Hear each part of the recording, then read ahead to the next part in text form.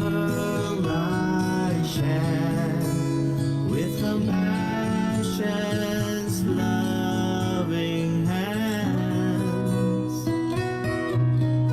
and a heart that understands.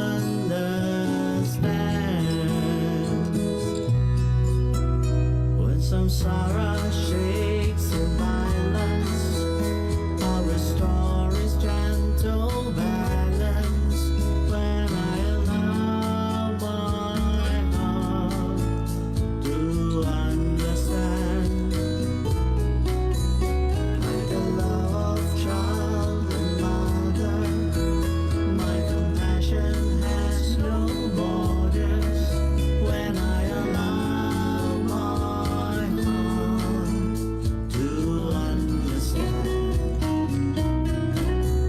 I shall take good care of this world I share with compassion's loving hands, and a heart that understands.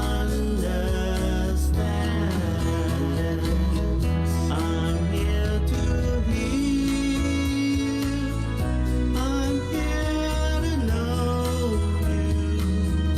I bring compassion from my heart. My love is real, I understand you. I understand you with my heart. I'll save victims in states of dire and liberate the victimizers. When I allow my heart to understand, in a world of doubt and strangers, I'll be safe from harm and danger. When I allow my heart to understand, I shall take good care of this world I share with compassion's loving hands, and a heart that understands,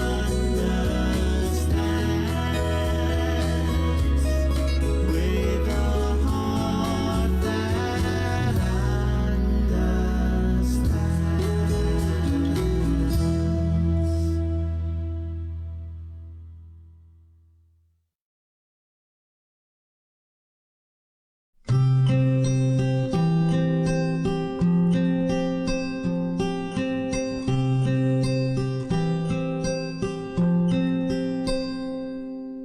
You, my beautiful friend, you bring me joy with your warm and generous ways. Kalyana Mitra, you pull me back when the road leads me astray. I'll never forget you were with me in times of sorrow. I promise to stay by you today and tomorrow.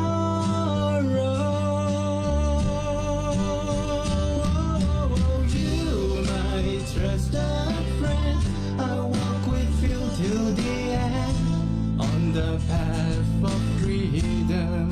Now and again, my happy, beautiful friend, I'll hold your hand. In us we can depend.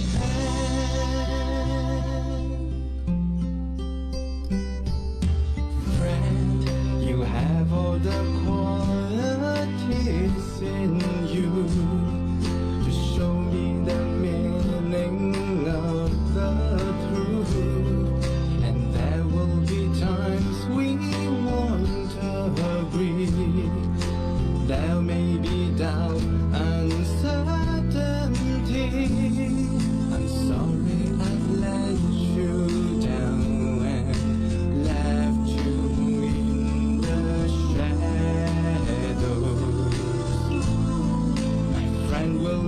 turn around.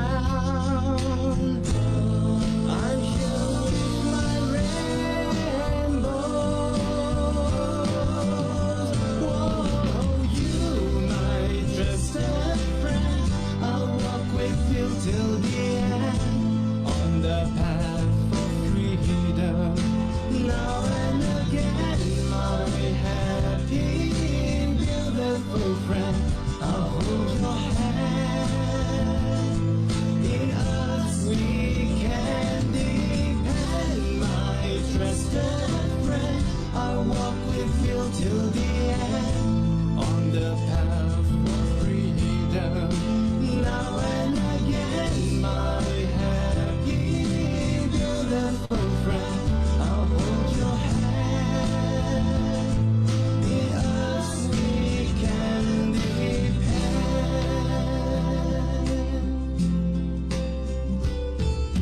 Kalyana Mitra, please take care of me. We somehow share the same destiny. Kalyana Mitra, I'll take care of you, beautiful friend. I truly love you.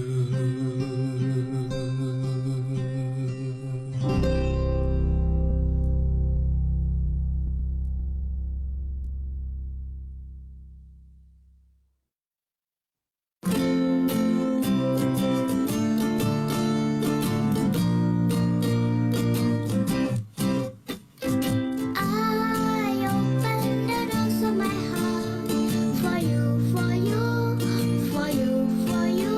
Oh, I open the doors of my heart for you, yes, for you. I open the doors of my heart for you, for you, for you, for you. No matter what happens, these words are true. My heart stays open for you. No matter what happens, these words are true.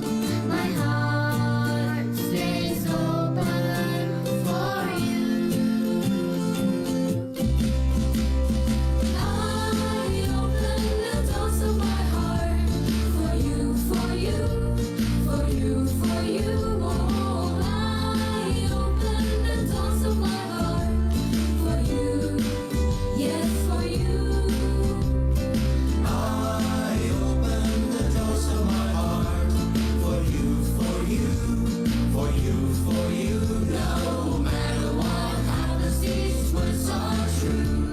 My heart stays open for you. No matter what happens, these words are true.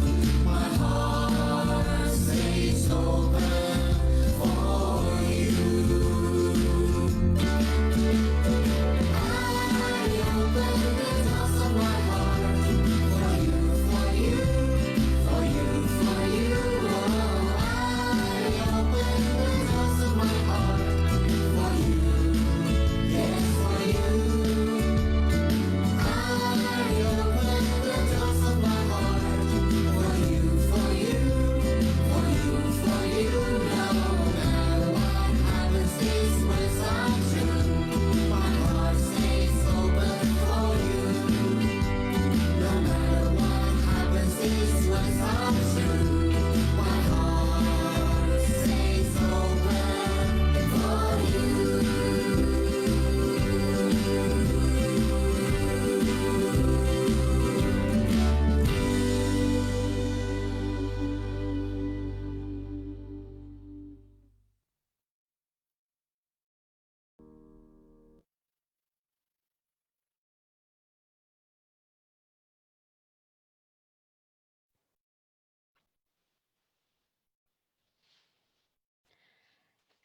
Good evening, Enzuki Hotu brothers and sisters.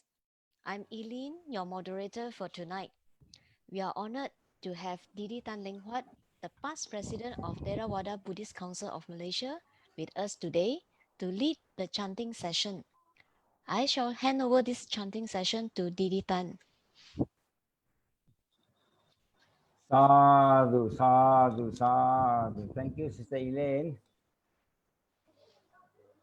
Before we begin with tonight's sharing by Dr. Punna Wong, let us take the three refuges and the five precepts together. So let's compose ourselves. So let's recite together the Vandana.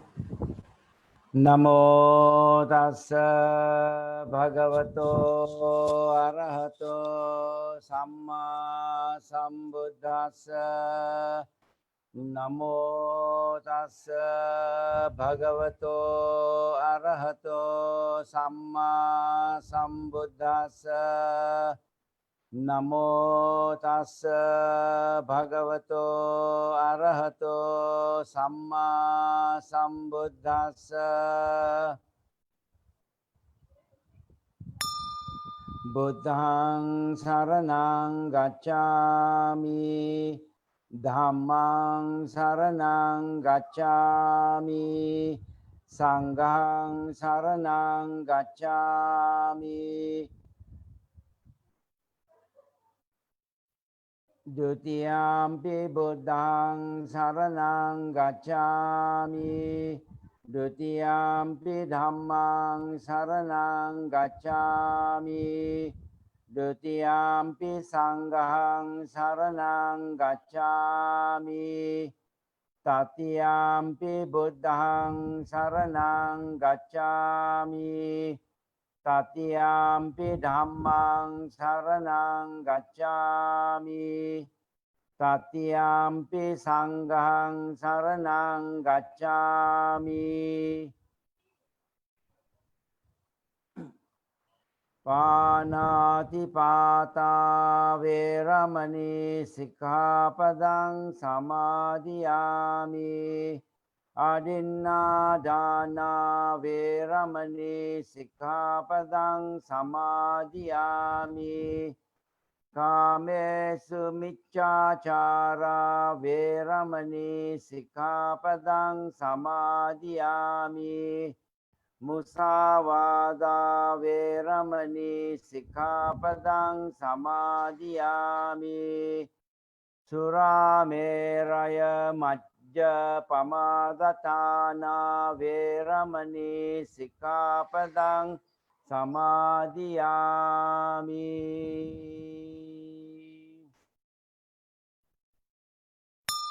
Sadhu, sadhu, sadhu. So over to you, Sister Eileen. Thank you.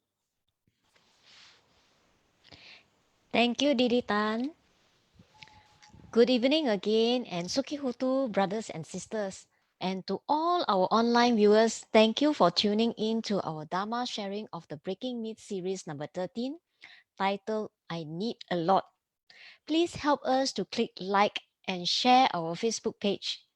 If you have any questions, please post your comments on the Facebook and we'll read out your questions during the Q&A sessions later.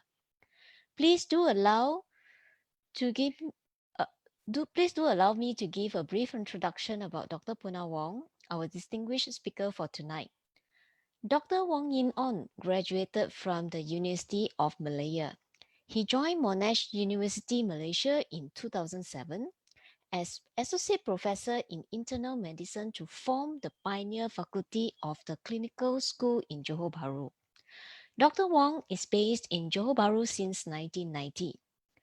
He has been sharing the Dharma regularly in Malaysia, Singapore, Jakarta for the past 2 decades and was an invited speaker at the 3rd, 7th, and 8th global conferences on Buddhism. Dr. Wong authored his first Dharma book entitled Walking in the Buddha's Footprints, 100 Reflective Essays back in 2016. He had recently launched his second Dharma book entitled Breaking Myths and is now sharing chapters from his book weekly on Friday nights. Without further delay, I would like to hand over the session to Dr. Punna Wong. Sadhu, sadhu, sadhu.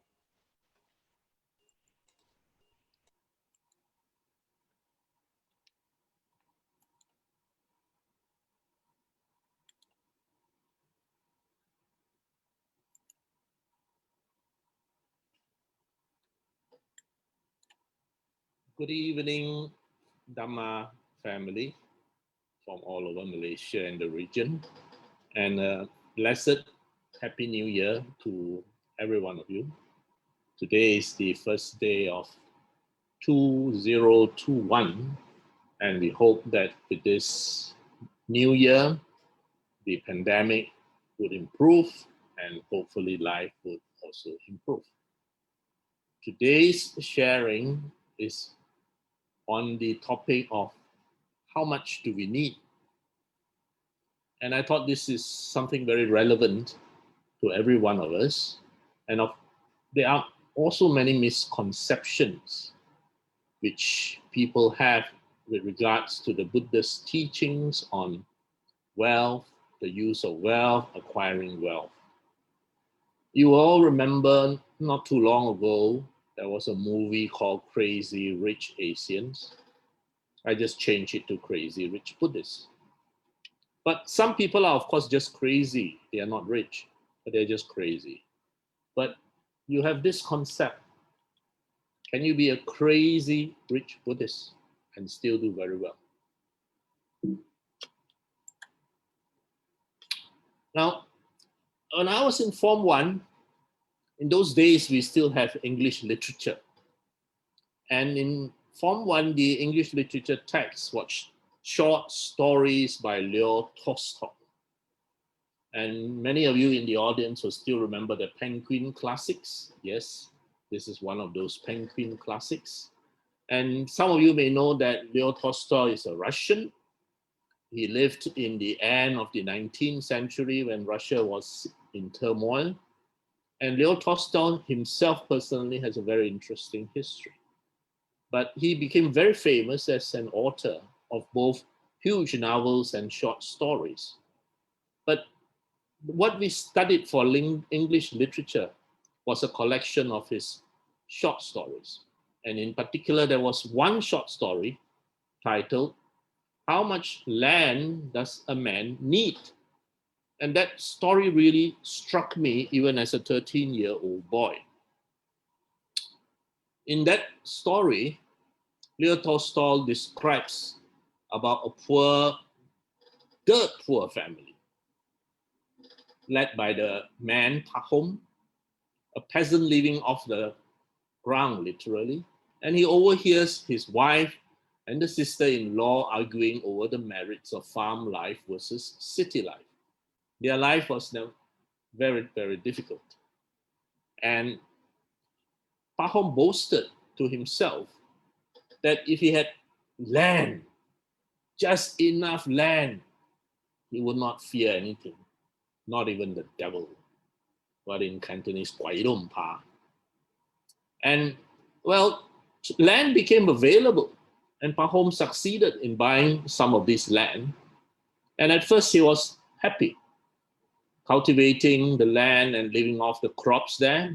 And he earned a little bit more money. He bought more land. And this cycle of getting more and more greedy, of course, is something well known to all of us. And as soon as he has the opportunity, he buys more and more. And he became a reasonably rich man by the standards of his day. And one day a traveler tells him that far away in the land of the Bashkirs, fertile land is available at very low prices. And immediately Pahom sets off to this place.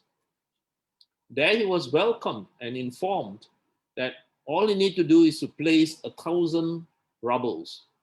And then he can walk. And as he walks, he can put markers. And as long as he returns to the starting point before sunset, all the land that he planted markers on will be his land. And so Pahom thought, oh, that's a very good deal. And so early next morning, he started off at the point witnessed by the villagers, and he planted the first flag, and then he went on. And every time he thought, okay, that's enough for 1,000 rubles, and wanted to turn back, he could see that the land further ahead was rich and fertile. So he walked just that much more, and this scenario kept repeating itself until finally, as he wanted to head back, he realized that the sun is setting very fast. Those of you who have been to temperate countries will realize that it settles actually very fast. And he was worried that he may not reach the starting point in time, and hence he will lose everything. So he runs as fast as he can, but the running proves to be too much for his age and his health. And just as he reaches the starting point, he collapses and dies. So how much land does a man need? Leo Tolstoy ends this short story by answering, 6 feet from his feet to his head. Now, as a 13-year-old boy, I was very impressed by this story, but I couldn't really understand its full import until many, many years later. Now, no matter how rich one is materially, ready or not, one day it will all come to an end. And people who are wise will have found meaning in life besides just making money for the sake of making money. Now, a wise person will contemplate on what and how he can do to help society to be better. Well, irrespective of whether he's rich or he's poor, they can contribute. And it does not mean that you can't contribute unless you are a rich person. So don't follow this man here who says, wake me up only when I'm rich. Everyone can contribute. Rich, yes, but not in the title crazy. And in contrast to Western economic models, which has as its mantras, greed is good. Greed is the grease which drives the wheels of commerce. Spend, spend, spend. The Buddha looked at economics from quite an entirely different perspective. Now, I must say at this point that it is a myth. It is definitely a myth. This is a false belief that a person cannot be both rich and spiritual. You can be very rich and spiritual. Money by itself is not evil. The Buddha even taught us how we should earn money, and after earning that money, how it should be spent. In the Anguttara Nikaya, the Buddha talks of 4 kinds of worldly happiness. And he said there are these 4 kinds of happiness to be won by a householder. Well, the vast majority of us in the audience here are householders. We have families, we work, etc. And we are householders who enjoy sense pleasures from time to time. We visit Malacca, we go eat at Auntie Fatso, we go eat Chate Celup, etc., etc. Now, what are the 4 kinds of happiness that a householder who enjoys sensual pleasures can enjoy? One is the happiness of ownership, the Buddha said. You have earned your wealth, you have bought your house, your car, etc. That's the happiness of ownership. The happiness of wealth, which can help you do things. The happiness of freedom from debt. And the happiness of blamelessness. That is, you did not acquire your wealth in an illegal way or not a very wholesome way. And the rest explains these 4 kinds of happiness that a householder who earns his own money can enjoy. Of course, there's warnings about money. Do not be so materialistic that it becomes toxic until we sacrifice too much of our life, such as our family, our relationship, in the blind pursuit of wealth. Because ultimately, happiness and pleasure is 2 different things. Pleasure is when you see an opera, for those who enjoy opera. Pleasure is when you drive a new car. Pleasure is when your senses are stimulated in a way that you think is enjoyable. But happiness is 2 different things. Happiness can arise from many, many different aspects. For example, satisfaction in life is more important than success, because whether Sister Eileen is successful or not, if measured by other standards, or the standards of other people, it's going to be very difficult, because one might say, oh, if she drives a BMW, then she's successful. Or, oh, if she lives in a bungalow house, then it's successful. But these criteria for success are very, very arbitrary. While satisfaction is measured by her own heart, her own mind. Is she satisfied? Is she content? Is she happy? So happiness is quite different from just the simulation of the senses. You have happiness from the fulfillment of greed versus happiness from the absence of greed. That is the happiness of contentment. And in the Udana, the Buddha said, happiness is in the mind, which is released from worldly bondage. That means Sister Eileen is not too bothered whether her success is measured by the reality of what car she drives, whether it's a BMW or a Proton. To her, it doesn't matter, because she is content.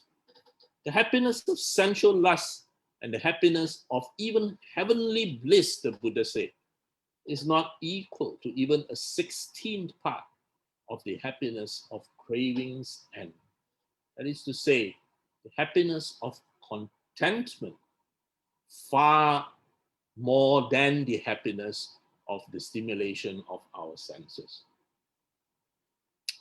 So money can buy us a lot of stuff, but it may not necessarily buy us happiness. And money is simply a tool for us to reach our dreams. What is this dream is up to us.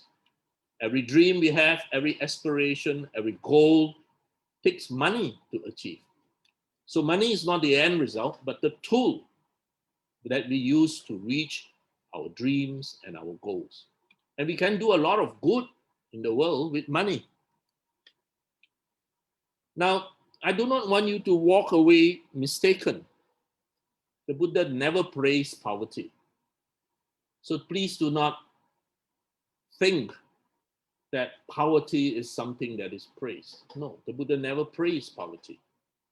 In fact, there's this line called 9 Meals to Anarchy. You can Google it. What it basically tells is that what we call humanity will completely disappear by your 9th missing meal, which is to say, let's say something happens and suddenly food is cut off. On the first day, we might still be very civil. We have missed 3 meals, but we still try to be very civil. On the second day, it's getting to be very, very touchy. And definitely by the 3rd day, you will probably kill your neighbor for food. So all it takes is 9 meals, which are missing, for society to absolutely break down and anarchy to occur. Because none of us can go without food, water, or safety. Now, as I said, the Buddha never praised poverty. So please do not carry that myth. In fact, the Buddha taught that poverty is the source of crime.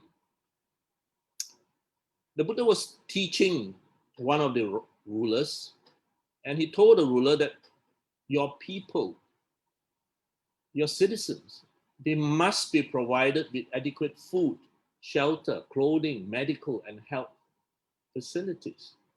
And the Buddha said that poverty is a cause of crime. And the ruler was trying to put more and more punishment, more and more fear of punishment in an attempt to stop crime. But the Buddha said, no, that's not the way. If you wish to stop crime, then you make sure everybody has a job, everybody has land to till, there is education, and then crime will stop. Thus, from the not giving of property to the needy so that they can use to plant, it was an agrarian society those days, poverty became rife.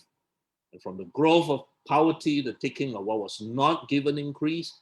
And from the increase of theft, the use of weapons, and then with the increased use of weapons, the taking of life.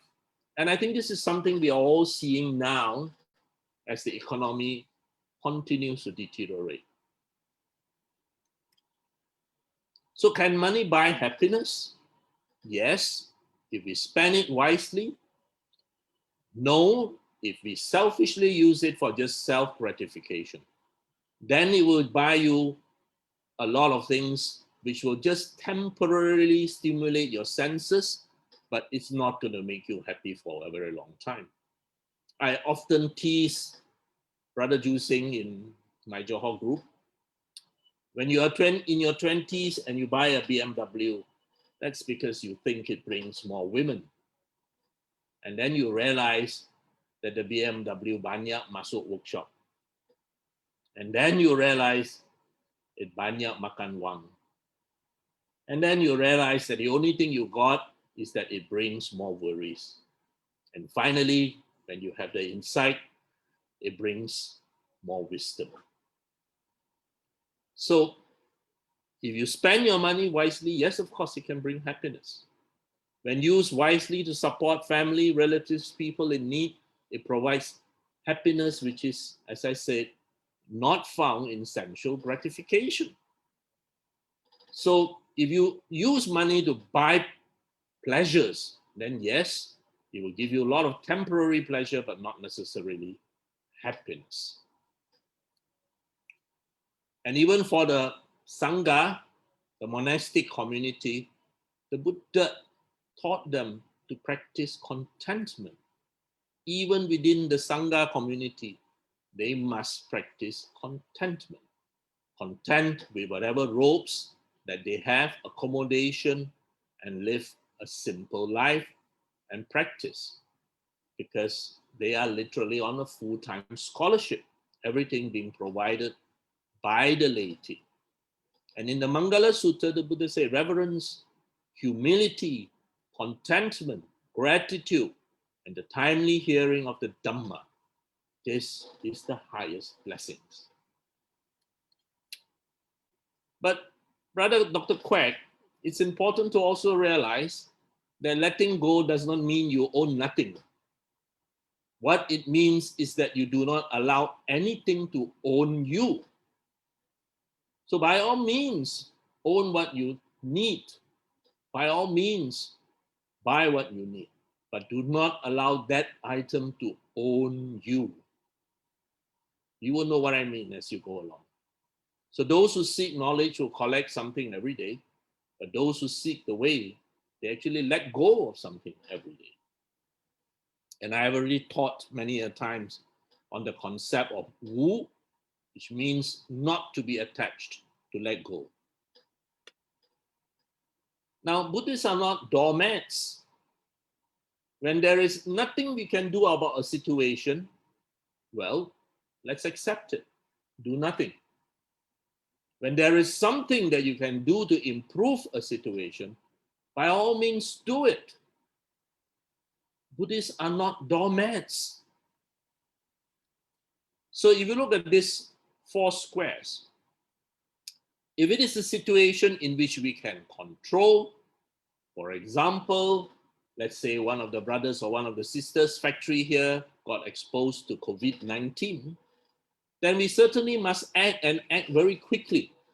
Let us get the professional people to come and sanitize the building. There is something you can do. That's mastery. But there are things that we cannot do. Aging, decay, losing hair, and many people spend tons of money in a futile effort to slow it down. Now, if you can do something and you don't do it, then that's surrender. And that is very sad. Now, if you cannot do something and you don't act, you accept it, that is serenity. So you can either choose, Sister Liming, mastery or serenity in the things that we face in life. So look at this couple here with the t-shirts, which are so Buddhist. If something can be done, just do it. That's Didi Angeline. If nothing can be done, one of my favorite t-shirts, just do nothing.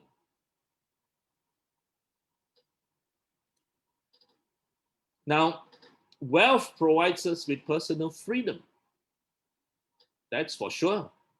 If you're going to have to work 10 hours a day just to put food on the table, you're not going to have much personal freedom. So with wealth, you can have personal freedom, but we must be aware and accept full responsibility for our action and behavior. Because when we are not mindful, we can make very silly decisions, which we will regret later. And the Buddha even talked about these silly decisions to us, teaching us to avoid them.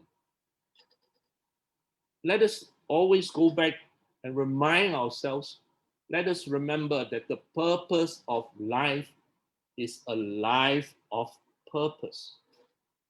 And that purpose is up to you and I to define ourselves. This really, in a way, depend on your talents, what you are comfortable with. If you're comfortable with teaching, so I've dedicated many years of my life to teaching because I think that's something I can do to help.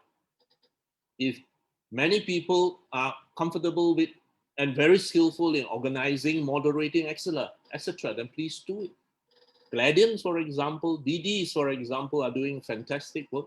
That's purpose. So if there is no purpose in your life, then you are directionless. Every day, wake up, 食飯, 瞓覺, that's it, directionless. And it is up to every one of us to give our lives a meaning, a purpose. It is not fixed, it's not predetermined, it's in our hands. And do not forget that in the Noble Eightfold Path, right livelihood is one of the 8 factors. So our livelihood, brothers and sisters, is our spiritual path. So every day as you wake up and then you spend the next 12 hours, how you spend that next 12 hours is part of our spiritual practice. Now, materially, do we have enough? Does Brother Whaley, does Brother Ling Hua, does Sister Eileen, do you have enough? Enough, of course, is never enough for many people. And those who do not know what enough is cannot move on because they can't let go. Having enough, Brother Dr. Quack, does not mean giving up all the activities of the world. No, no, no. In contrast, when you say you have enough, saying yes to enough now gives you that freedom to move from success to significance. You now have the luxury of doing things that really matter. So realizing enough sets us free to achieve our spiritual goals instead of an endless pursuit of wealth. Otherwise, no matter how old or young, we will end up like this cartoon. If only I had her figure. And then she said, if only I have her diamonds. And then he says, if only I had his money. And he says, if only I had his wife. We will never be content and go nowhere. And those of us working hard to enjoy or pursue luxuries, remember, even when you win the rat race, you're still a rat. So what is greed versus need is to be clear in our mind. It is the greed for money that justifies any way of acquiring it that is rejected in Buddhism. When a person earns his or her money by the sweat of his brow, by the strength of his arm, without breaking the 5 moral precepts, which you just chanted, the Buddha said that that is righteous wealth, righteously earned. I repeat, this is money that Sister Li Ming earned by the sweat of her brow in teaching, correction, marking, etc., and the strength of her arm without breaking the Panchasila, the 5 basic precepts which we all chanted. Now, whatever money that Sister Li Ming had earned, that is righteous wealth, righteously earned. And by all means, Sister Li Ming can use that wealth for her own comfort, buy the nice aircon, nice bed, nice mattress, etc. Take good care of her family, her friends. When I come to KL, take me out for a nice meal. And of course, for those people who are in need, special need homes, special need people, and of course, those worthy ones who are pursuing the path. So, what is the fastest way to get rich? Simple. Follow the Buddha's advice. So, for those of you who are relatively young, working very hard to earn money to become rich, follow the Buddha's advice and you will be rich. And the Buddha first and foremost started by telling us, earn your wealth righteously, neither for the sake of oneself nor for the sake of another, nor desiring sun, wealth, or kingdom, should a person seek his own success by unjust means. Then only is a man indeed virtuous, wise, and righteous. Earn your wealth righteously. And I've already mentioned this. Righteous wealth is earned through your efforts and enterprise, amassed through the strength of your arm, piled up through the sweat of your brow. Righteous wealth, righteously earned. This can provide you with pleasure and satisfaction. But please maintain that pleasure rightly. The Buddha even teaches how to increase our wealth. And there are 4 sources, the Buddha said, for the increase of your wealth. All listen carefully. How to increase wealth? Stay away from womanizing. That's the first one, the very first one. Stay away from womanizing. Of course, in the 21st century, where women are equally capable and powerful business people, I suppose stay away from manizing is also equally accepted. Stay away from drunkenness, because when you are drunkard, you're going to make poor decisions. Stay away from gambling. Stay away from people who are going to influence you negatively. That is friendship and companionship with evildoers. You mix with the wrong company, you will pick up bad habits, and that's the end. So avoid losing wealth, and this is the same for you want to lose your wealth, very easy. Go womanize, go get drunk, go gamble, mix with the wrong crowd. That's it. You're going to lose all your wealth. And I think we know of stories like this so often of how not just individuals, but even families lose their wealth because of this. Now, money can buy a very nice bed, but it does not assure a good night's sleep. It can buy you a lovely house, but not necessarily a home. But of course, we all need a bed and a house. So earn money righteously so that we can build a home and sleep well. But always remember that if your life is so consumed by the overwhelming drive to earn money, then that price may be too high. And the most comfortable bed may mean little, and an empty house has no meaning. The Buddha even advised all of us to invest wisely. In the Sigalovada Sutta, the Buddha advised Sigalovada, a young man, and he said, whatever wealth you have, whatever money you have, divide it into 4. One part should be enjoyed. So yes, please, let's have a good meal. 2 parts invested in business. And the 4th set aside against future misfortunes. Now, please note, a large proportion is set aside for investment or entrepreneurship, which means to say, if Sister Eileen earns 10,000, she takes one part of the 10,000, i.e. 2,005, buy Elizabeth Arden, buy a nice dress, etc., etc.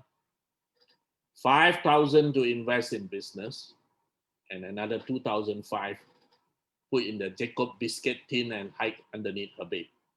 Probably safer than a bank in this time and age now. Now, the Buddha also taught that as far as the family budget is concerned, divide it into 5. One part, again, to support and provide for the immediate needs of your family, your servants, etc., your children. And please note the word spouse is singular. One part to extend generosity towards your friends.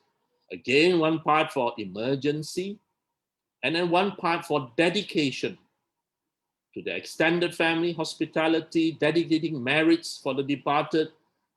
Can't run away from Texas 2,600 years ago as of now, and doing things that is dedicating to things that you believe in according to your local custom.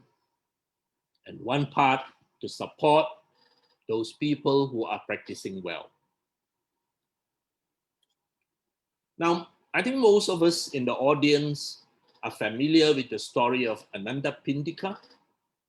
Ananda Pindika, of course, was a peer of the Buddha.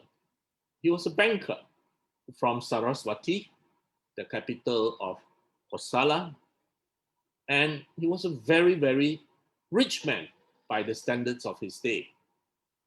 And he immortalized himself in his donation of a plot of land for the building of a monastery called Jetavana Monastery, which can be seen even today when you go on pilgrimage. When you go on pilgrimage, one of the sure visit places is Jetavana Grove in Saraswati, which was donated by Ananda Pindika to the new Sangha. And Ananda Pindika literally means one who gives alms, Pindika, to the unprotected Anatta. And he was a very generous man who gave to people who needed help and supported the Sangha. Ananda Pindika became a Sotapan, a stream enterer. But besides that, there were other very rich people who did a lot. King Bimbisara is another peer of the Buddha. In fact, they are the same age. And King Bimbisara was the king of Maganda. And he provided the first monastery, Bamboo Grove. And he was one of the big supporters of the Buddha and the early Sangha. And there is this lady called Visakha. Visakha is the daughter of a millionaire. And the father arranged her marriage to the son of another millionaire. So she was financially rich from both sides of the family. And she was a great female supporter. And she too donated a monastery. So wealth is not intrinsically evil. And rich people, in fact, are in a very privileged position to practice generosity to both the monastic and the lay community. And compassionate giving to the poor and the needy is in fact a virtue in its own right. So brother Dr. Quack, by all means, earn as much as you can. Be as rich as you can. Earning your wealth righteously. Then you are in a very privileged position, like some of our friends, the senior brothers here, who had earned their wealth righteously and are now using it to really do a lot of good things in society. Now, Chitta was a rich merchant and a landowner. And if you go to the Samyutta Nikaya, you will see a whole section dedicated to him. He's a layman, he's not a monk. But he could teach the Dhamma to the citizens so well that the Buddha considered him the most learned and lucid of the lay Dhamma teachers. And he would even teach the monks the Dhamma. Now Chitta later on became an anagami, a non-returner. So for all of us, whether you're still active in business or you're retired or you're still working hard, be constantly mindful that we cannot live forever and that we cannot take anything with us when we die. But we can leave a bit of ourselves behind, that we have made a difference to someone and help someone become a better person. So for a better tomorrow, we can give our best today. Because the honest truth is life is the one thing we cannot get out of alive. Charity, the Buddha said. If beings knew the result of giving and sharing, they would not eat without having given, nor would they allow the stain of meanness to obsess them and take root in their minds. Even if it was the last morsel of food, they would not enjoy eating it without having shared it. So this was how the Buddha praised dana. But dana, of course, is not just money or food. Dana can be skill. And I have shared this many a times. Personally, I think that the most of the material things that we share, the most important is time. The greatest gift is, of course, the gift of the Dhamma. Because the Dhamma not only changes your thinking, your life, your children's life, your family life, it even changes your future and your future lives. But when I talk of the mundane things that we can share with each other, the greatest of the mundane things that I can share with you, my dear Dhamma family, is my time. Because I can share with you a book, I can always get another book. I can even share with you money if you need it. I can always earn more money. But whenever I share my time with you, it is gone forever. I cannot in any way get back time. And my time, as well as your time, is limited. Every day is one day less now. So that's why for both my son-in-laws, my sons-in-law, for both of them, I gave them a classic pocket watch each. And of course, they wonder, why would dad give me a pocket watch? You know, those old ancient pocket watches. When I married my wife, my father-in-law gave me a pocket watch. So I gave one pocket watch to the first son-in-law, and the second one, I bought another one and gave it to him. Because I want them to ask, why of all gifts you gave us a pocket watch which hardly anybody used? And that's because I was trying to teach them that time is the one thing that I value very, very much.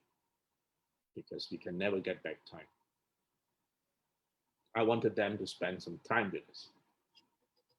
So it is very easy to say we love each other. It is very easy to chant, may you be well, may I be well.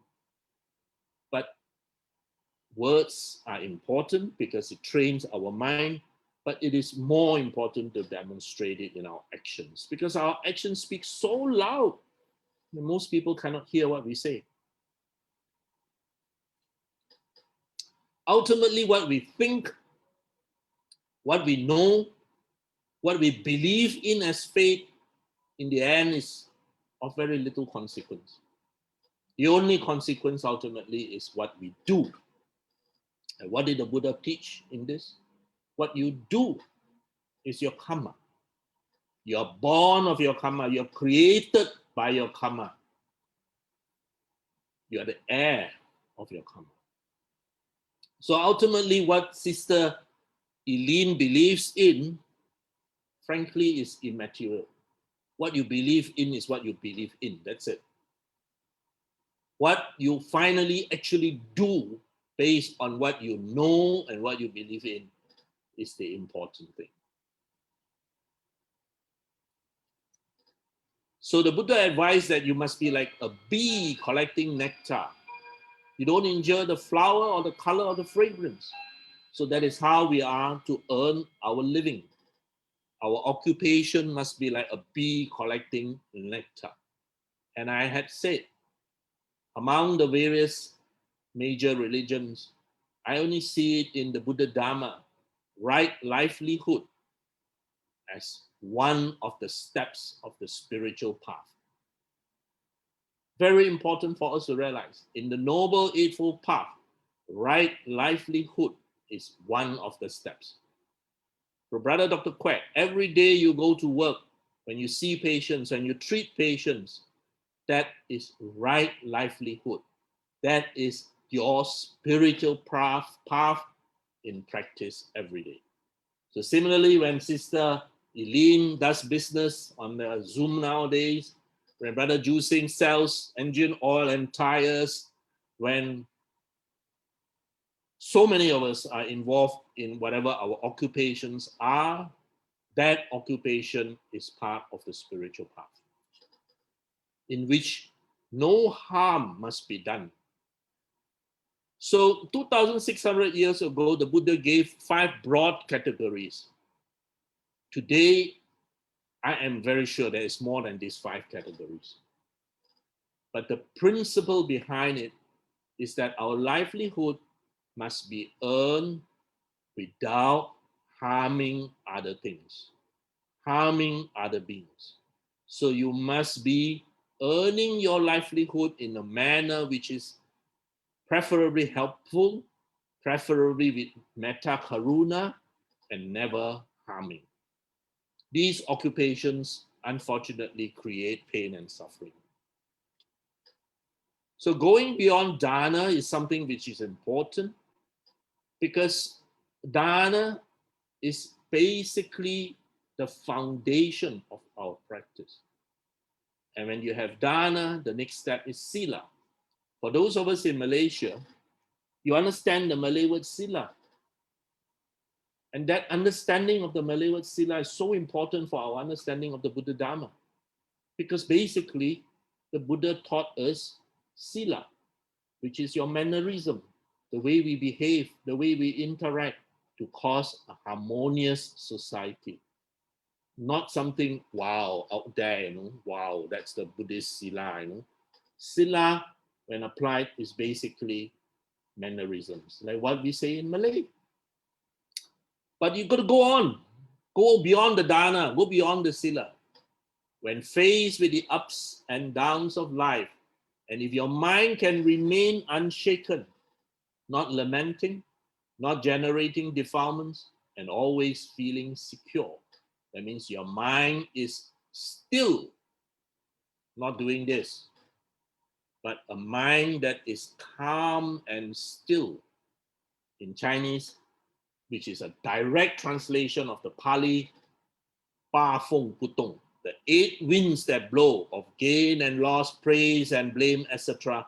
Do not make your emotions swing from end to end, but you remain still and calm. Ru Ru Putong, whatever happens, your mind is still. So in Chinese, when they say, oh, Brother Ling Huat, Pa Feng Cui Putong, that literally means Brother Ling Huat is enlightened. His mind is so well trained, so still, so calm, that these 8 emotional winds do not push him. Ru Ru Putong.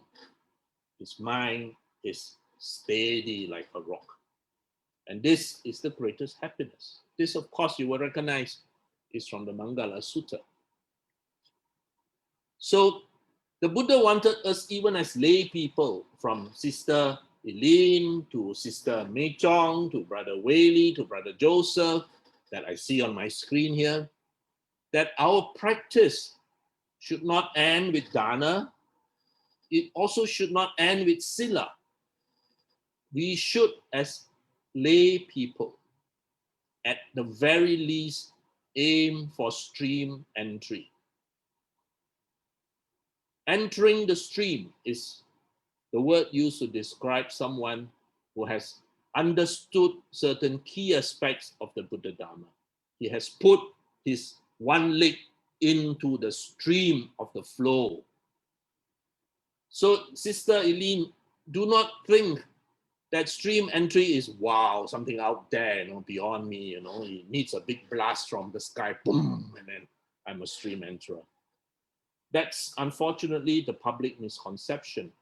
But if you look at the canon, if you look at the Nikayas, what are the conditions that can make Brother Jusing or Brother Whaley or Brother Chubun become a Sotapan, become a stream enterer? 1, association with people of integrity, listening to the true Dhamma, appropriate attention. That means when you're listening to this talk, don't play with your handphone. When you're listening to this talk, don't be eating kway chap at the side at the same time. Appropriate attention. Practice in accordance with the Dhamma. No mention of jhanas. No mention of deep states of meditation. Now, the prerequisite of stream entry is fundamentally right view. That means you need to know a lot of the Dhamma.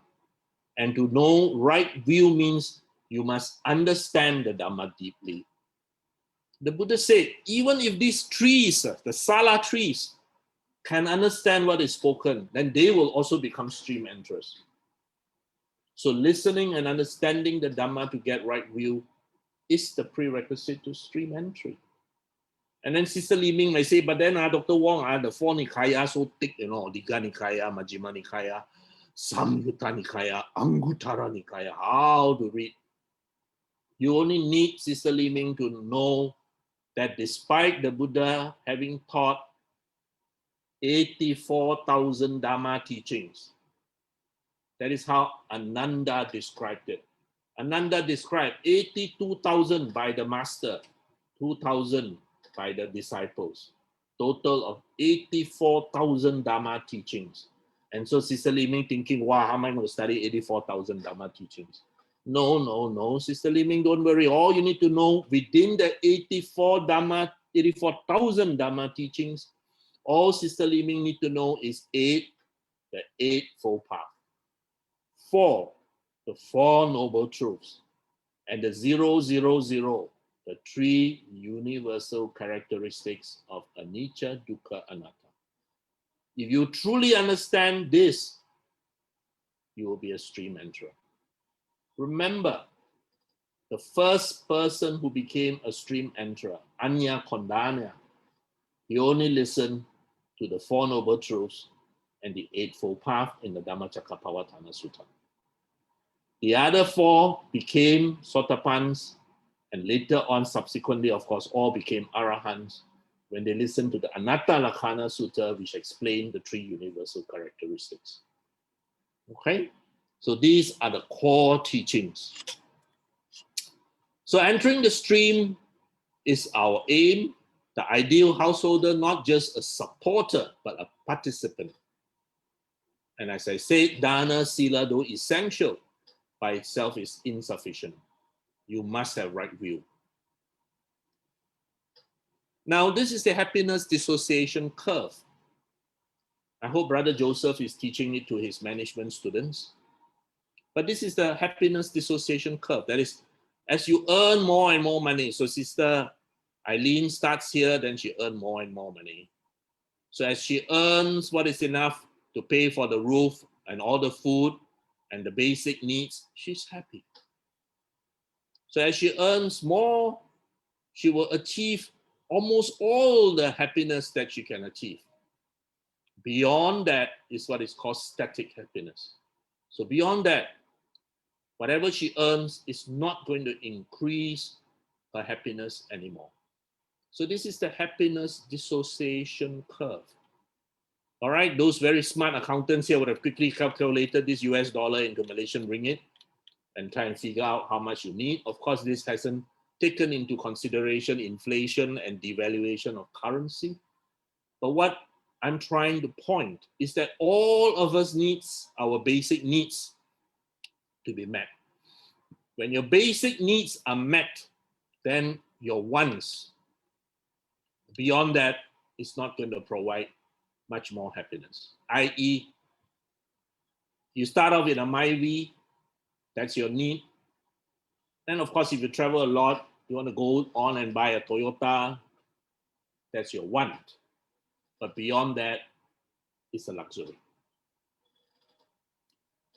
So if you look at the fulfillment curve, these are our needs, our wants, and there your BMW is there. Beyond that, you're not going to get much more fulfillment. And the reason is because some things can be achieved by money, These cannot be achieved by money.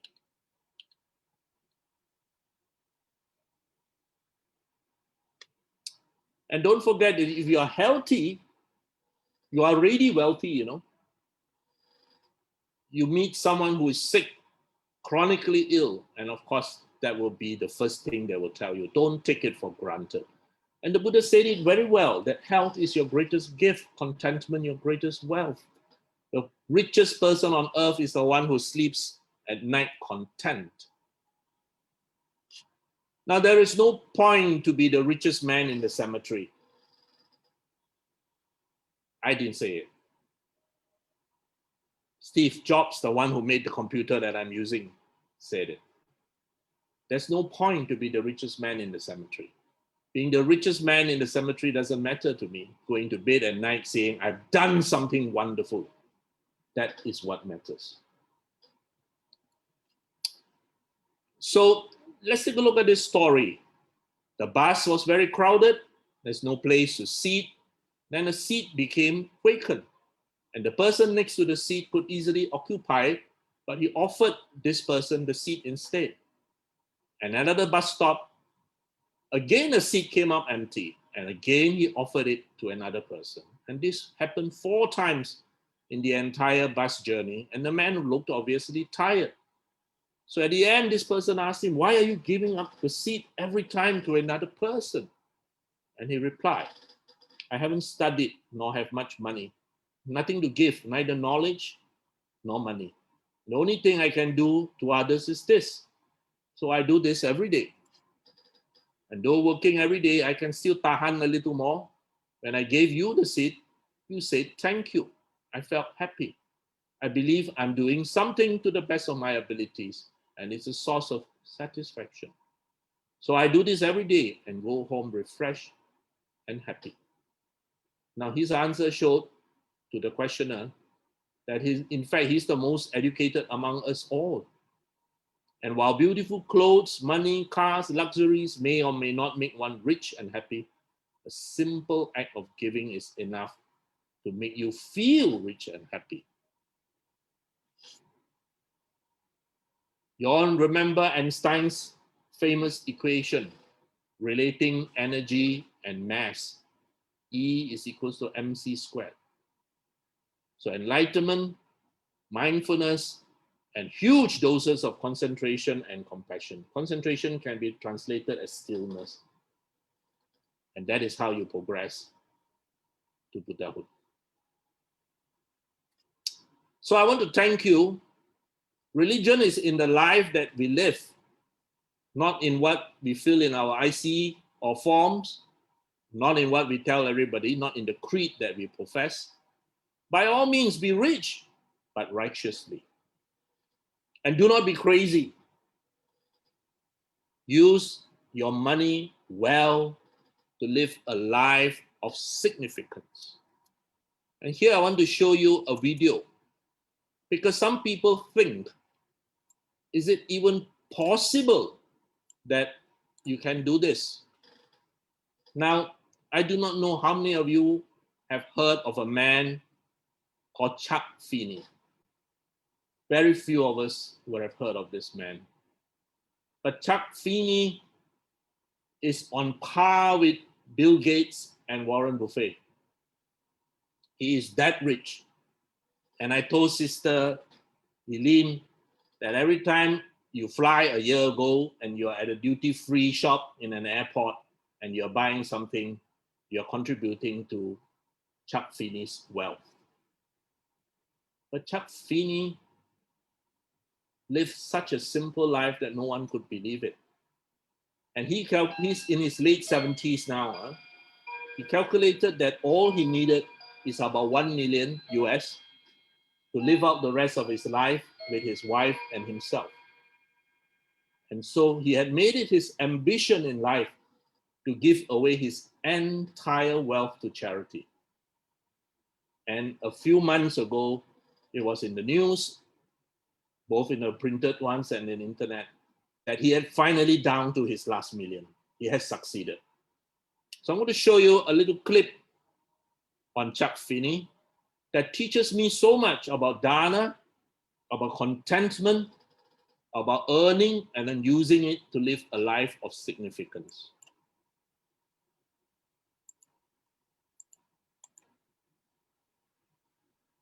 Hang on, it's not moving.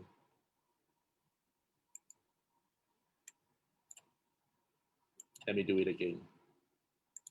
Lives with his wife in an ordinary rental apartment in the city of San Francisco.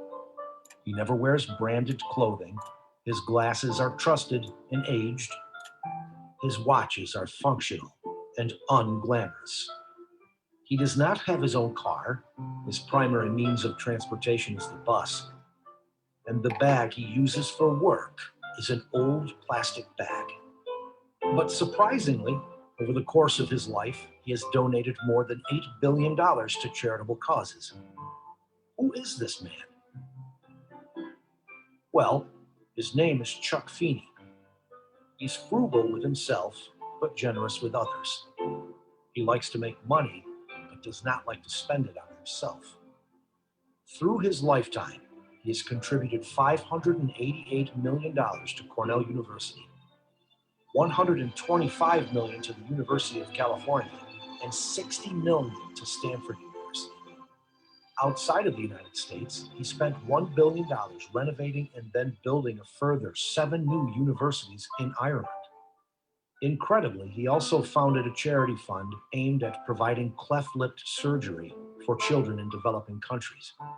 More incredibly still, Chuck never sought praise for his many contributions. He admirably never revealed his name in association with each donation, but asked for his donations to be made anonymously.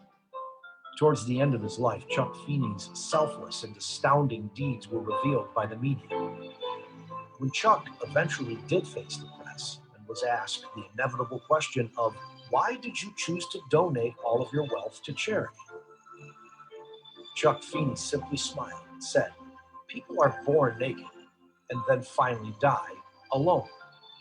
And he continued, no one can carry the wealth and reputation that he himself has been striving for a lifetime. A reporter asked Chuck Feeney once more, why did you donate all of your fortunes? Chuck Feeney smiled cheerfully and gave an unbelievable answer, beyond anyone's imagination.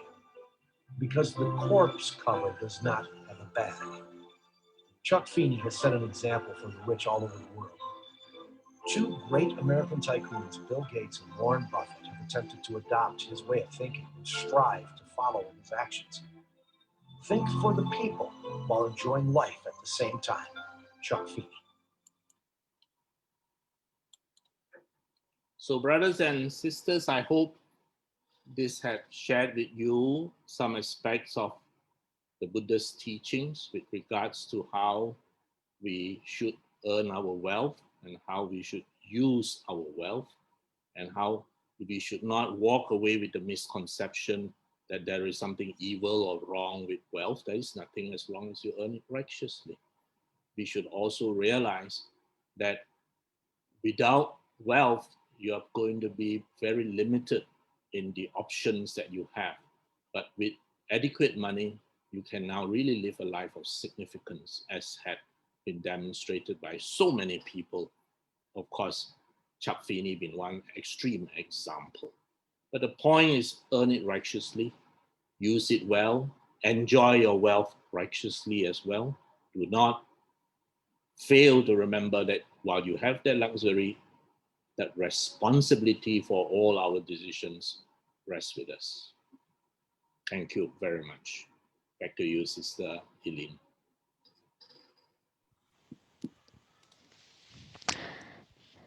Thank you, Dr. Punna, for the sharing. This topic is so relevant to us, even to this day. It is common in nature that greed will take place when you are craving for more and never seems to have enough of it. Yeah. Greed does not necessarily have to be in monetary terms. When we have more wants than needs, it is also a form of greed. Buddha's teaching is a kind reminder to us that we can be rich in showing loving kindness and acts of selflessness towards all beings. This is so that we can live in a more meaningful way on our journey in life. To all our online viewers, please continue to post your question on Facebook comments. Let us start with one question from my side. Taking me as an example, actually, when I was being given added responsibility, right? In fact, my boss was asking, Eileen, what do you want to be? So I told my boss that, actually I already reached the position that you are giving me the opportunity to have this added responsibility to taking care of few countries. So to me, I said is I already satisfied. I already contented. But for MNC company, right? They'll always go for, you need to have a self-development. Yeah, you need to aim to go higher. But I'm already satisfied. How am I supposed to I do not have that desire to go to that extent. Why do I want to stress myself more with that, you see? So in this situation, I was already in the dilemma. I said, boss, I'm actually quite happy with where I am now. But to the higher management, they'll say that, wow, Eileen, you do not have any ambition. You just stick to that. So they were saying that, oh, this kind of subordinate, not sure whether is it okay or not, in the long term. So what is your advice in this situation? I think, Sister Eileen, you have already answered your question yourself. I just saw on the chat, someone commented that, what if you live for a very long time and you don't have enough money to last a very long time? Well, my reply is, what if you die tomorrow? There are so many things in life that we can not predict. We can plan, we can have all kinds of grand ideas, but there are much in life which is anatta. We cannot predict and we cannot control. And that is one of the fundamental truths that the Buddha taught us. So I think Sister Eileen is very well balanced. She knows exactly what she wants.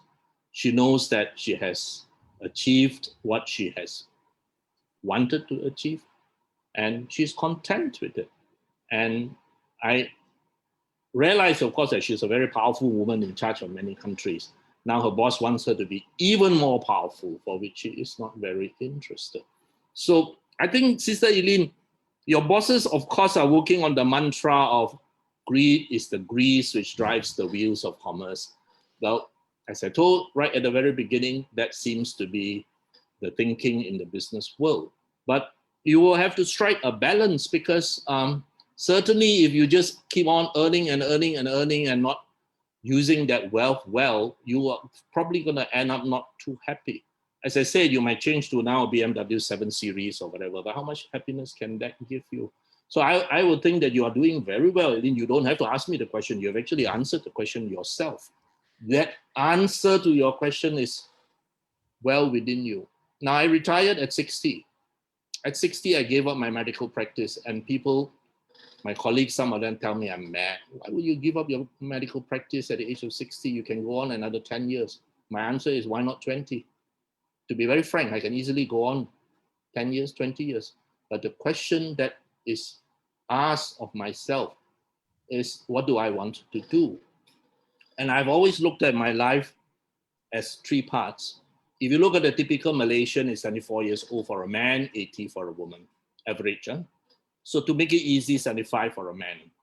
If I'm to live to 75, if it's 25, 25, 25. 25 years, you study like crazy, which is what I did. And 25 years, you work like crazy because you've got to raise your family. You can't abandon your responsibilities. And my children are all grown up. They've all migrated. It's only me and my wife. So I look at her and she looks at me, and we are reaching the last 25 years of my life.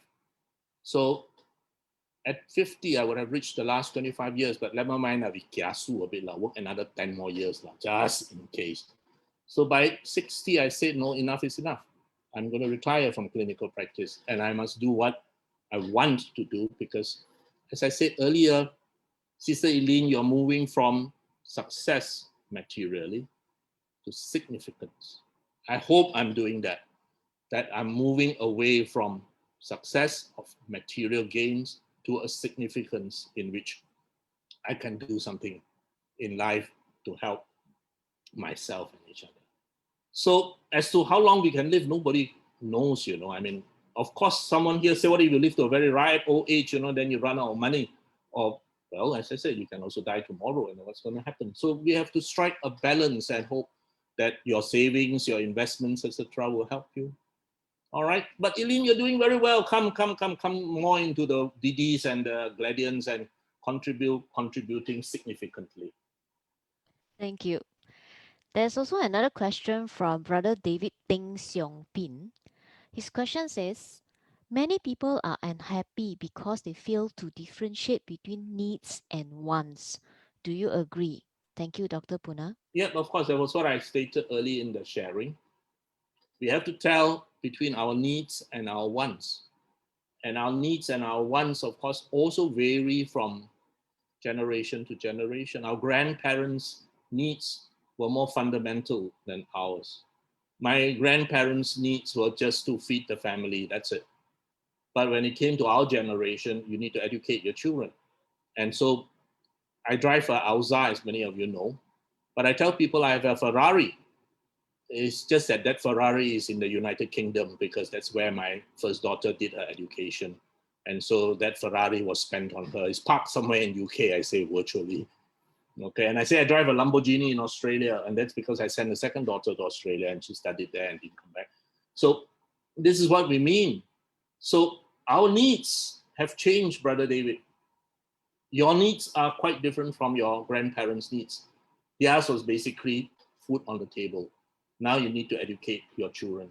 So what next then? Are you going to educate your grandchildren as well? Are you going to work and save and say, I need to educate my grandchildren? In which case, of course, there'll be no end to it, because if you want to educate your grandchildren, no one can stop you.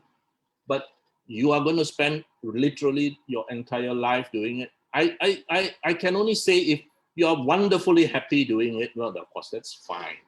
But if you think that you can spend your time doing something else more meaningfully, more significantly, I thought that I could contribute more by teaching, which is why I quit and joined teaching. People say, you're mad. How much can they teach you how much can they pay you as a teacher? Yeah, I agree. I haven't had a pay rise for more than 10 years, because in teaching, very soon, you reach the top level and that's it, you're stuck. So these are the realities, but I'm very happy to teach. I'm actually very, very happy to teach because my students find it helpful. They still write to me regularly, even some 10 years after graduation, they still write to me and tell me about their life. So I think, Brother David, you're absolutely right. Your needs will vary because of the times, all right? My maternal grandfather needed 3 wives. I only needed 1. So that's a downgrade. If he's alive, he would have looked at me and shake his head and say, you're terrible fellow. But he had 3 wives. He needed 3 wives. I only needed 1. Thank you. There's another question from Duka Kos. His question is, what do you think if a monopolized business that earn too much profit than just earn much lesser to help people? For example, Google phone markup, say 100% instead of 20% profit. Well, the very fact, the name is not given there. If you have to ask a question like that, means you are not happy with the profit margin. In almost all industries, that's a relatively standard markup for profit. All right, you ask income tax, they will know exactly what's your markup for profit because they have studied it over many, many years. So if most of us hang around that standard markup for profit, no one can accuse you of profiteering. Well, that's the word, literally profiteering. But then, of course, there are some jokers that literally go to one extreme end. And of course, every now and then you get arrested for so-called profiteering. In Malaysia, I can only speak, for example, for the medical profession, which is actually quite well regulated in the sense that the doctor can only charge within certain amounts for whatever he does. And drug marks up are pretty standardized, and income tax is very well aware of all this.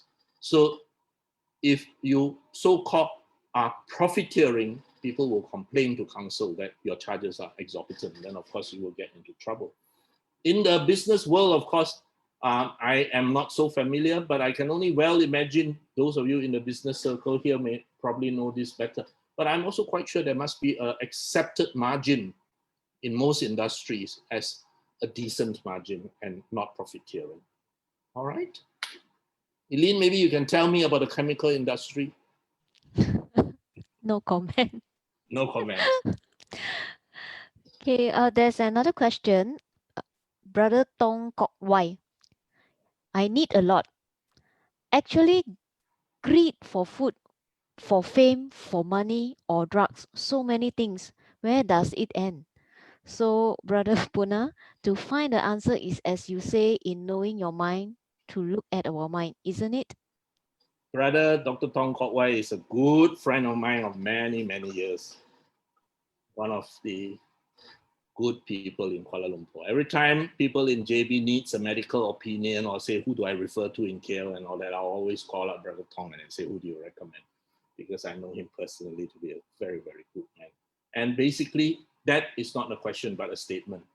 What he has just said is actually a statement.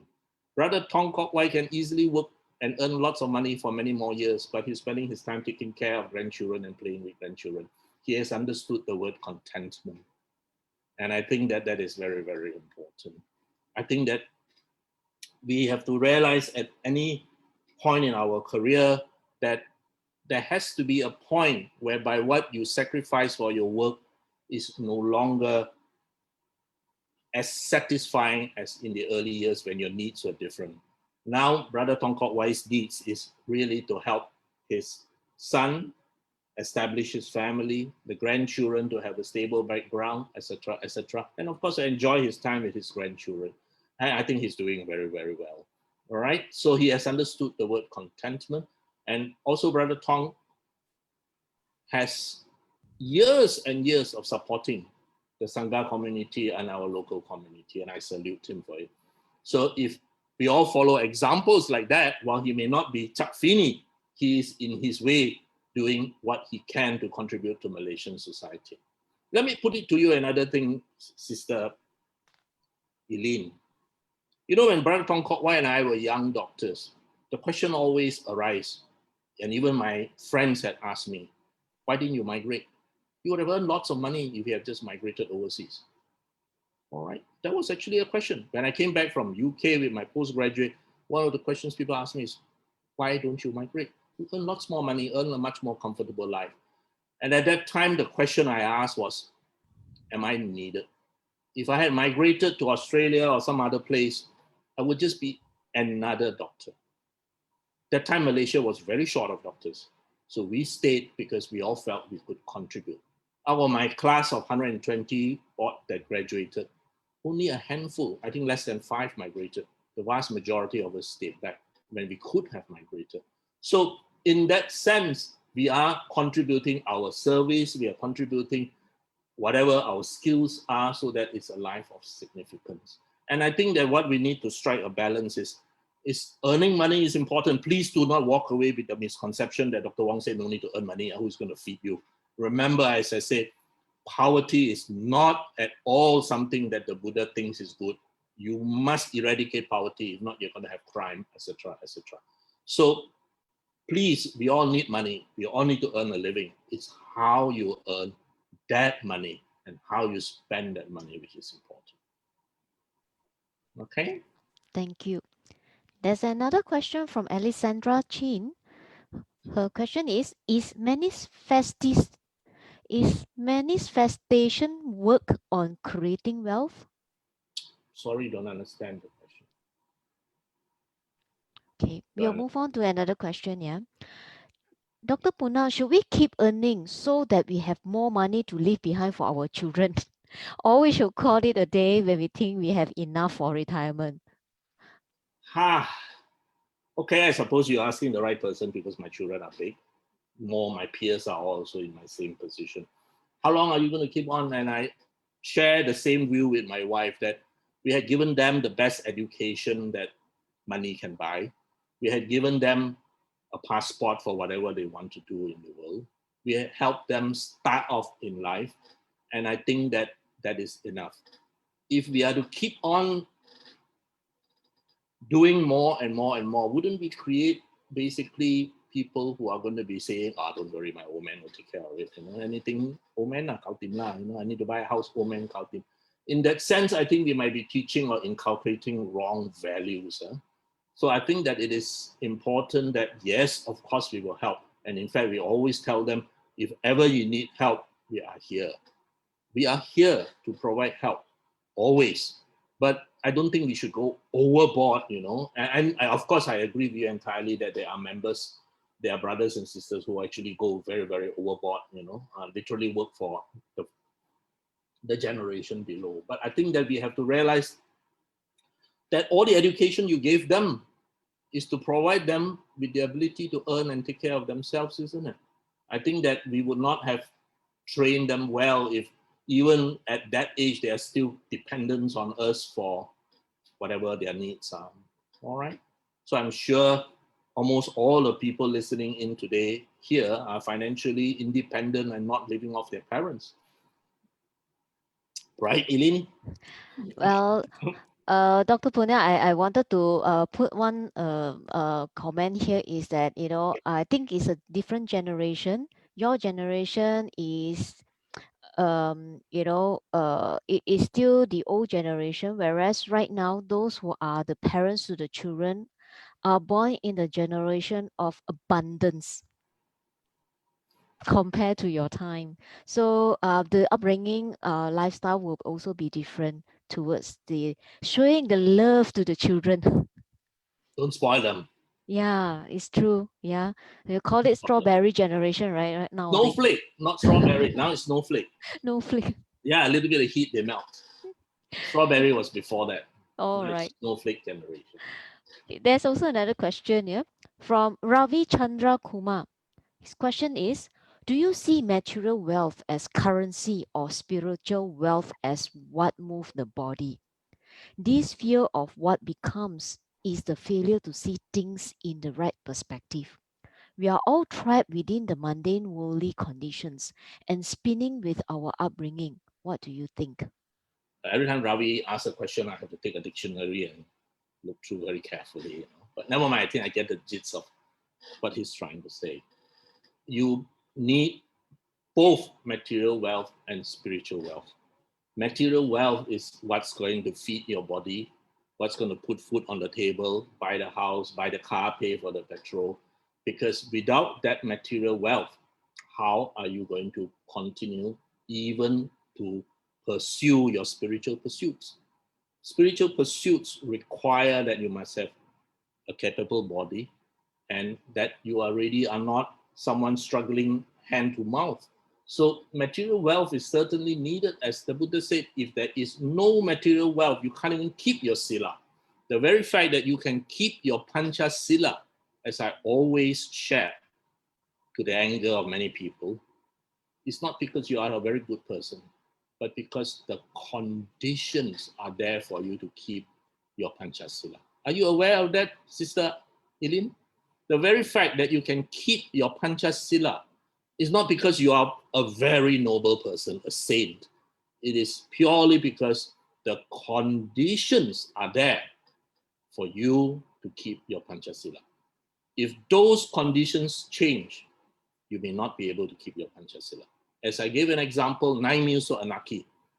By the 9th missing meal, you will kill your neighbor for food to feed your child.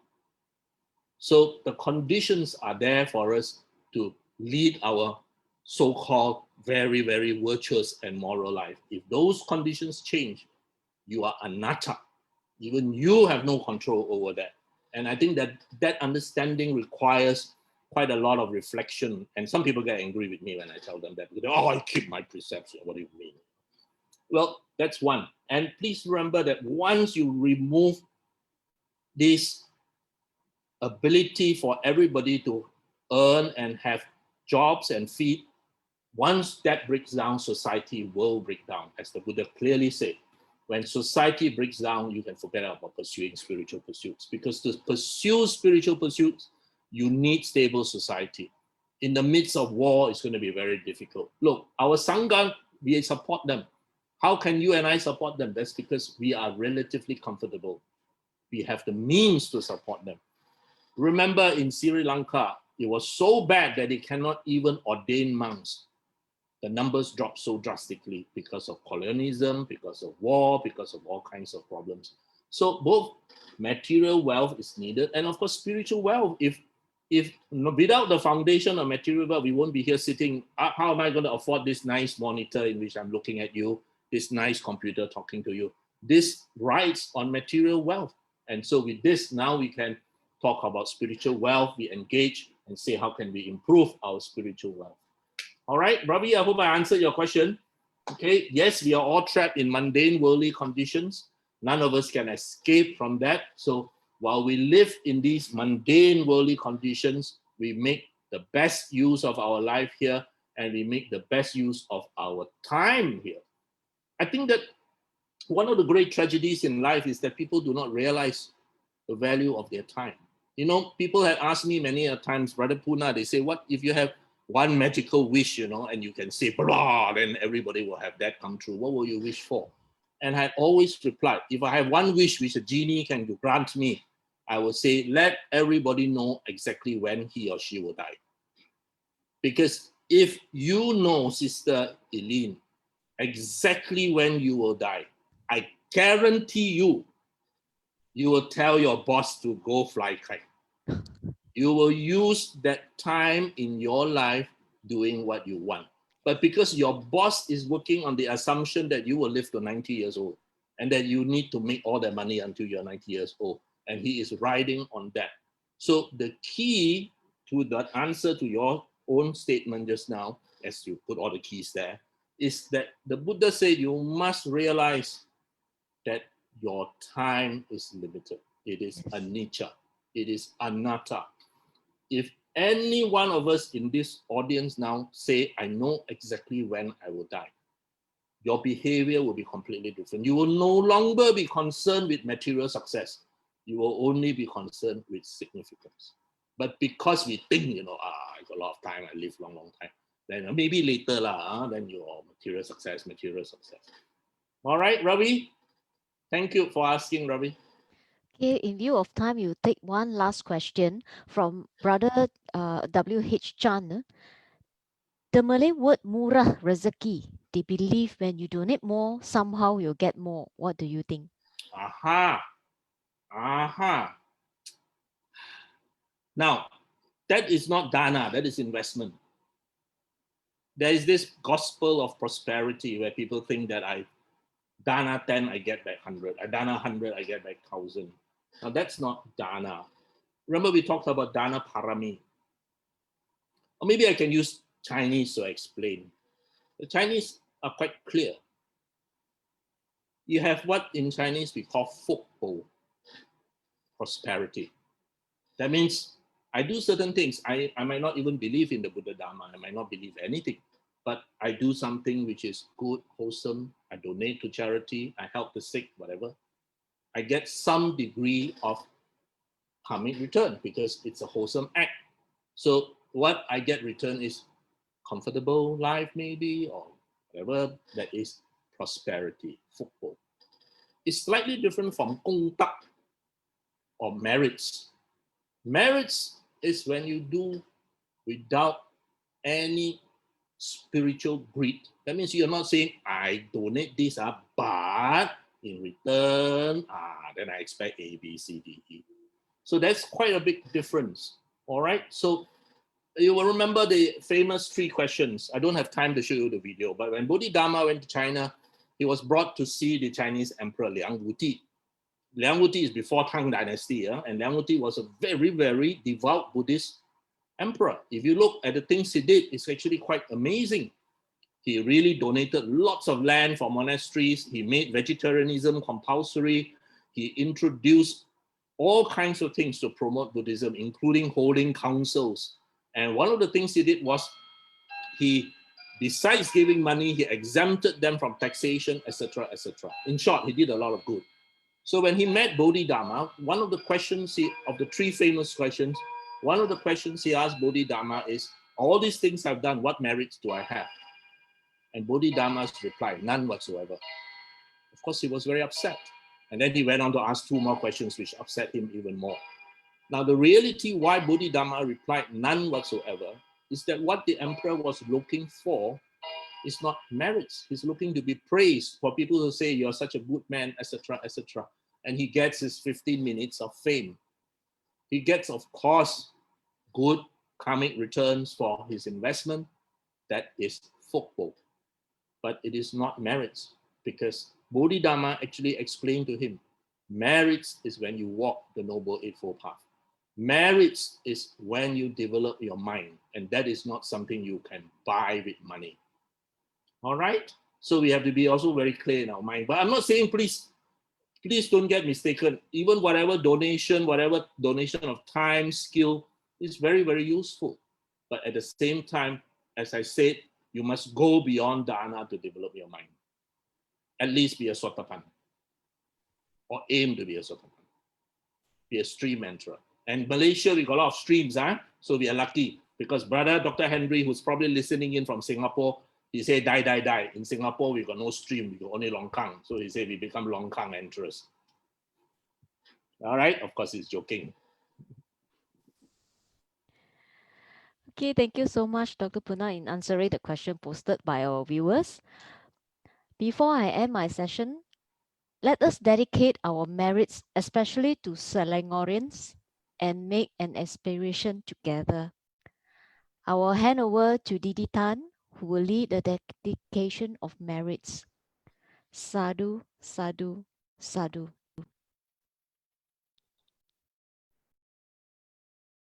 Sadhu, sadhu, sadhu.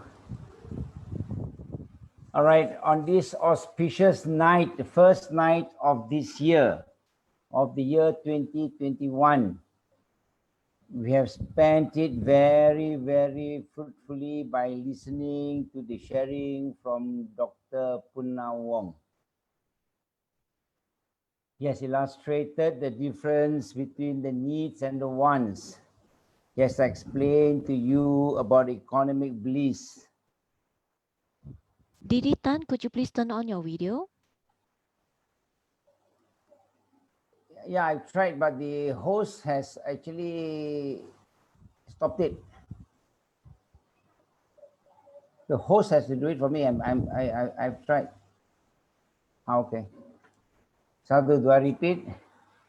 Okay, on this very auspicious night of the year, for the year 2021, we have spent it very fruitfully by listening, and Dr. Punna Wong has shared to us his wisdom.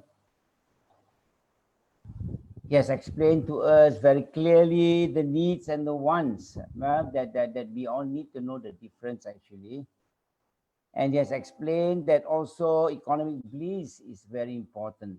That is what has been advocated by the Buddha, because hunger is the greatest disease, the disease that cannot go unattended for, like what he said for nine particular session, and anarchy will rise. So we have to realize that the Buddha never advocated for asceticism, neither did Buddha advocate for hedonism. Okay? So this is a very wonderful night, and we have spent our time together. Our mind was focused and disciplined, with no unwholesome thoughts. And during such time, I'm sure we have accrued abundance of merits, and these merits we share with all our gods, all the devas, our protecting devas that has been protecting us throughout the year, that has protected us and our family members too. May they rejoice in these merits. And also we'll dedicate these merits to our loved ones who have passed away. I'm sure wherever they are, may these merits reach them and help them in their spiritual well-being.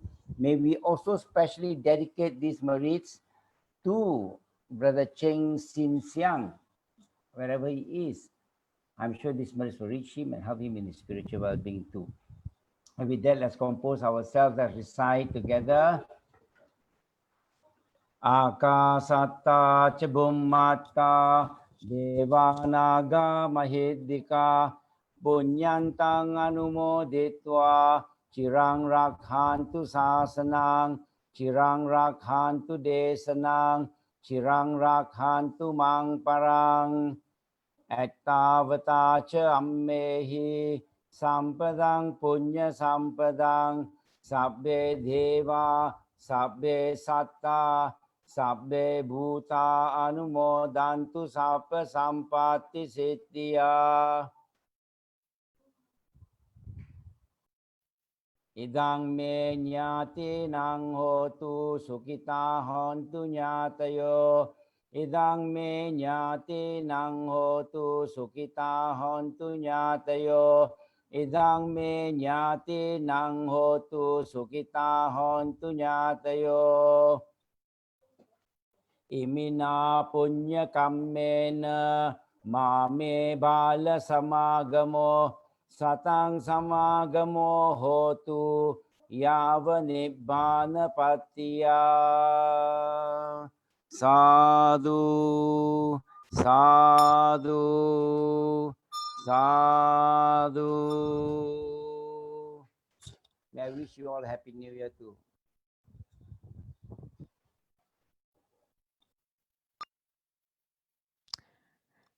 Thank you, Didi Tan. We take this opportunity wishing you a blessed New Year 2021. See you next Friday for the Breaking Myth number 14. Truth is in the books. Good night, everyone. Good night, sadhu, sadhu, sadhu.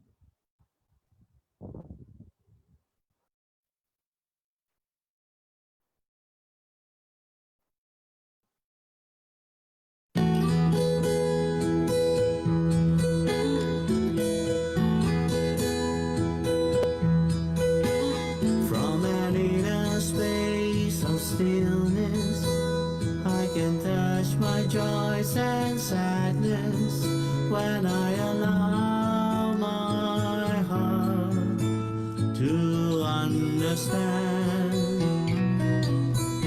To emotions that can blind me, I respond to them so calmly when I allow my heart to understand. I shall take good care of this world I share with compassion's loving hands and a heart that understands. When samsara shakes in violence, I'll restore its gentle balance.